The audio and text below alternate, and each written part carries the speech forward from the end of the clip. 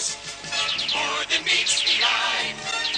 Autobots wage their battle to destroy the evil forces of the... Hello everybody, this is Toys R Us, and for this special figure showcase we're going to be looking at yet another variant of the one and only Generation 1 Optimus Prime figure. Okay, so this one again is quite sought after. This wasn't one of the first releases. It was an exclusive, I suppose we should call it, to Europe, and it is, of course, can you make it out there? It is the Redfoot Optimus Prime.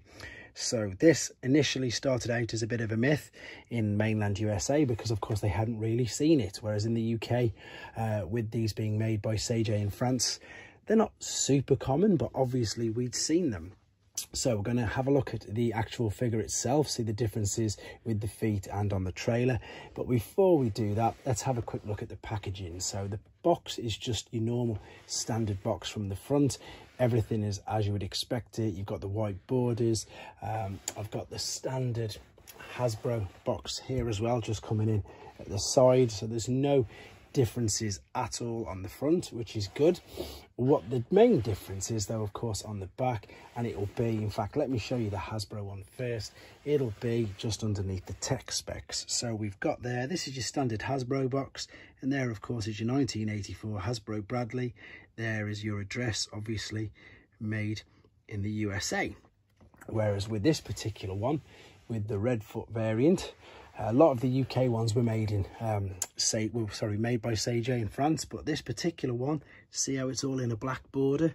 So we've got, and it's made in Strasbourg, France, for the Redfoot version. So it's all in this big black border there, you can see.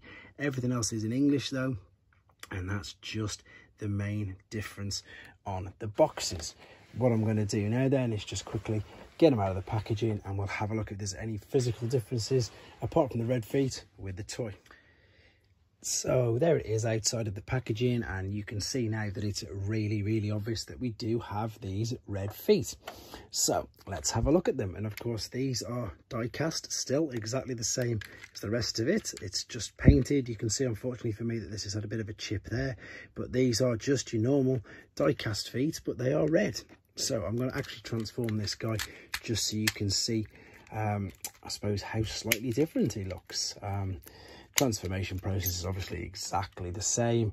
And there you go. There's his red feet. So Dancing Shoes Optimus Prime, Dorothy Optimus Prime, obviously to do with the red shoes from Wizard of Oz. He's got loads of silly little nicknames, but he's quite unique, as you can see, and it really does stand out. It's just a very odd sight to see, because of course even in the cartoons and in the comics he never ever had these red feet at all. Let's put that there so it's really apparent where you can see them. Okay, here is your standard Hasbro trailer. So if we have a look at the back, we've got your Takara, there you go, Hasbro Japan. But of course with this one being made in France, what we've got here is it's T2, and there you go, Japan has been blocked out, and of course we've got made in France. So not really much difference between the actual figures. Of course you've just got different identifying marks from where they were respectively made around the world. That's the big difference there. But there you go, guys. So I hope you enjoyed looking at him. I'm going to continue with as many different variants as I can physically document with the figures that I've got of Optimus Prime. All feedback is welcome. If I'm getting anything wrong, please do let me know, and keep your ideas and suggestions coming forward, and of course please take care. Thanks for watching.